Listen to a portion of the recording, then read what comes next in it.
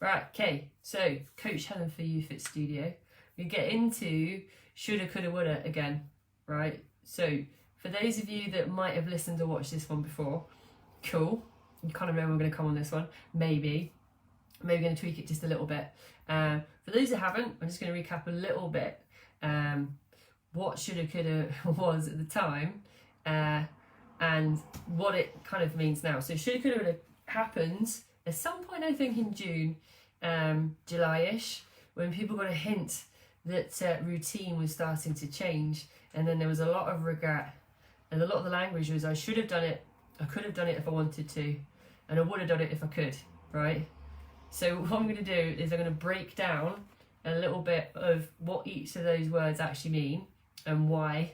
From my conversations with clients last week, I heard a lot of it again last week and the week before actually, and why potentially it's happening again, because it's quite interesting, right? As always, if you guys want to, I know Pooja, you always love to give you a perspective, so it'd be great to get some input as well. Whoever jumps on is cool. So let's look at, and shoulda is always one that we love. So shoulda, I should have done it, is always almost like a punishment word to yourself. So if you think about when you were told off as a kid or from a teacher, you were usually, in my experience, and with working with clients, told things like what you should have done is, or you should have, right? Which is always almost like talking down to yourself. Or if you remember being told that, I'm sure automatically that what you wanted to do was rebel and not do it yourself. A lot of people I know do that. Certainly, if I say to anybody, you shouldn't have ate that cake, the first thing I'm probably going to do as soon as they finish talking to me is go and eat some more. And I'll probably say that's about right. Now, when we're looking at what's happening in terms of people changing routine, and certainly what's happening again now, is that people are actually not taking the actions that they know support their goals, and even though they've got more of an opportunity now, in reality, and therefore internally they're telling themselves off. So when they're speaking to me, they're saying is, I know I should have done it, Helen, and I didn't.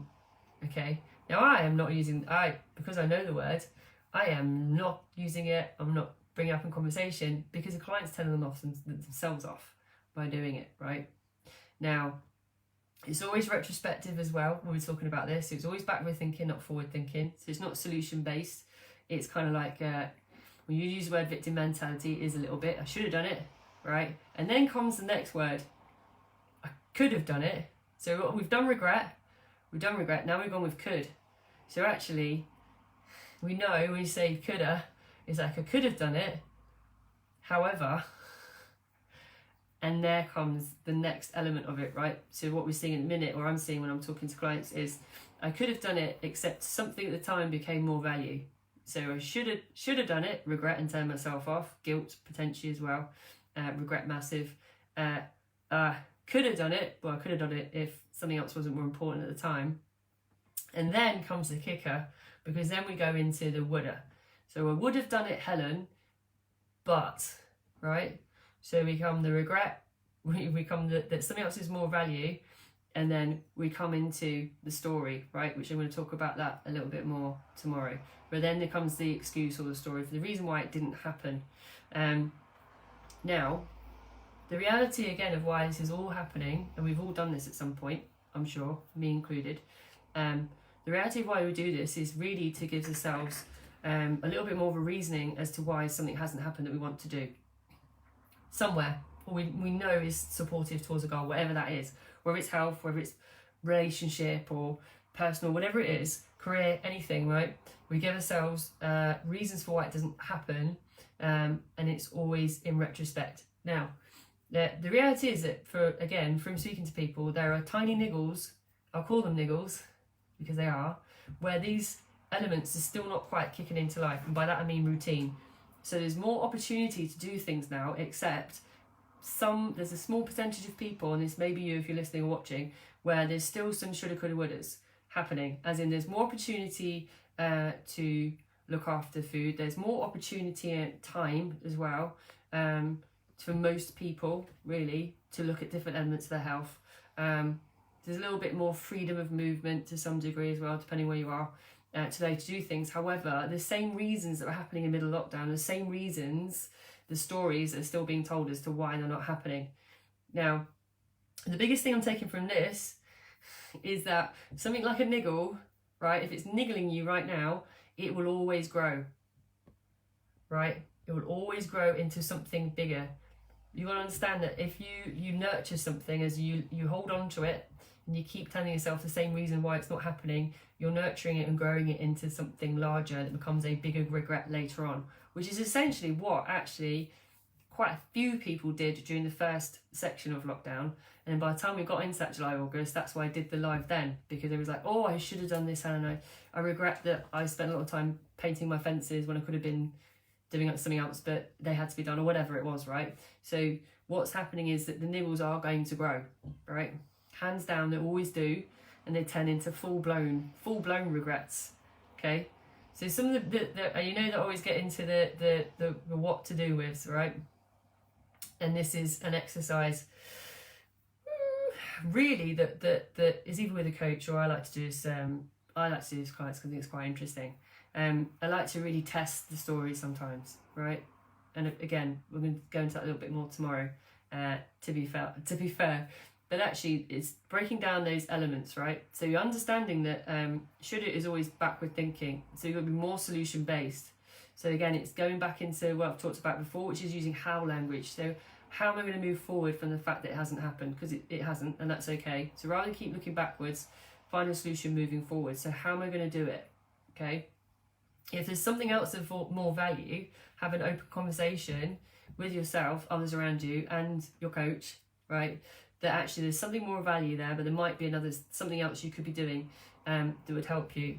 And then that third element, even the story element of it, you really have to ask yourself and challenge yourself, is this purely fact for the reason why I'm looking back regretting something, or is the reality, is it an excuse or a story that I'm telling? Because you need to work out the difference between the two to stop it from going from a niggle into a full-blown regret, right? Lady's gone, Lady, you got a niggle. The thing is, it shoulda, coulda, woulda can be quite judgmental, because it's very, I'm saying the N word, but it's very negative to some degree, as in it is that telling off of yourself. It's very much telling yourself you could have done better. It's very much almost comparing as well, I'd say. If that was oh, you agree, Lola? Okay, yeah. So it can be very much like, I should have done it, others have did it, why didn't I do it? They seem to have done it, I could have done it if I wanted to. I would have done it, something else got in the way, right? So with this one especially, I find comparison, which I've got a live in that coming up as well. Comparison is one of these ones that plays both sides of this coin. So Layla, as always, you know, you can always reach out and message me if there's something you want to talk through, as always. Pooja, anything you want to add? Because you've got these. Let's do a recap then. So in terms of a lot of language is being used at the minute. Shoulda, coulda, woulda. I'm sure there's a song for that actually. I should play it sometimes. Okay, yeah, there you can message me. So shoulda, coulda, woulda is always telling yourself off for something you haven't done, right? It's always creating regret, backward thinking, not solution based, not looking towards how you can resolve things in the future. It's always telling yourself off, right? So it's putting yourself into that loop of, I didn't do it, I failed at it, I wasn't as good as someone else, or actually something else with more value. So I could have done it, however, if I'm honest with myself, actually something else was more important at the time, and I would have done it. However, the story I'm telling myself is that it just wasn't happening, right, for whatever reason. The story you tell yourself.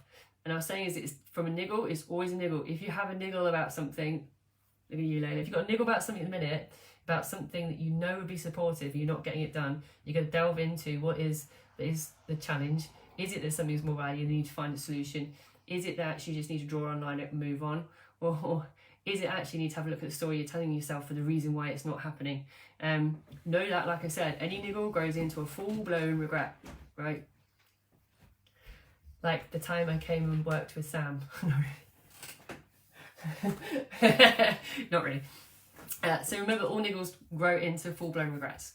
Because you nurture them every time you tell yourself the reason why it didn't happen, or every time you tell yourself off, you nurture that into something far greater. And the reality is you have to ask yourself the true reasons why it's not happening and have an honest and open conversation with yourself and or coach is, right? Let you laugh. Since I come off camera, you never will see me again. You've got to take the reality and actually ask yourself the questions about what is facts, right? Again, if any of you remember all the lines I did, it's like asking yourself what is actually true. So what is fact against the reality of what you're telling yourself is fact. And they are often two very different things, right? So, oh, maybe it's not what I think tomorrow. Oh, I was hoping it was. Maybe it's not. I have got a story one coming up, but got some corkers coming up in this week. So join me again tomorrow at 5. May have a guest, may not, probably. But in the meantime, have a lovely evening and I'll catch you tomorrow.